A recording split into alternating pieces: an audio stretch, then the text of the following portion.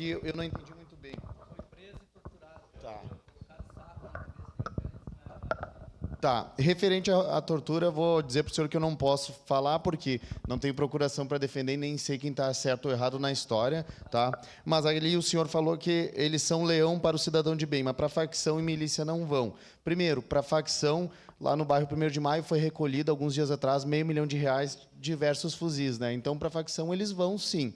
E segundo, milícia, eu como presidente da Comissão de Segurança sou o primeiro aí com o senhor no MP. Se o senhor souber ou me falar, denunciar alguma milícia aqui, nós vamos lá e eu denuncio. E até porque eu tenho propriedade para falar. Eu já fui aqui, eu já sofri eu tomei um desacato. O policial militar me pediu R$50 mil, me botou um desacato, não levou, não ganhou dinheiro, bem pelo contrário, né, perdeu dinheiro. Então eu sou o primeiro a, quando eles cometem um abuso, como foi na minha ocasião, eu vou lá e entro no meio jurídico, né, via judiciário. Mas eu queria dizer para o senhor que tem meu apoio aqui, mas eu acredito que os números bons aqui, vereador Bortola, que nós temos na Serra é graças ao comando do 12º Batalhão, graças ao Coronel Fernandes, graças a toda a tropa que está na rua, a Força Tática, a Rocan, onde sim, aqui até o vereador Jack levantou a questão de cor. A gente tem hoje na Rocan uma pessoa, né, negra que já foi matéria do Pioneiro, mulher, né, fazendo um ótimo trabalho. Então, sargento, né? Então a gente tem pessoas boas, independente de cor ou credo, na Polícia Militar para fazer um bom trabalho. E quando eles abordam alguém, não é pela cor, é pela fundada suspeita, é pelo carro ter película e não conseguir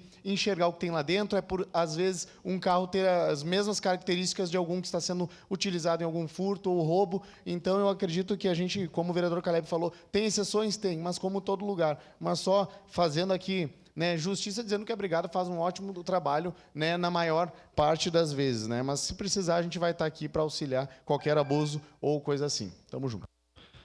Obrigado, vereador Iago. Solicito às vereadoras e os vereadores que registrem seus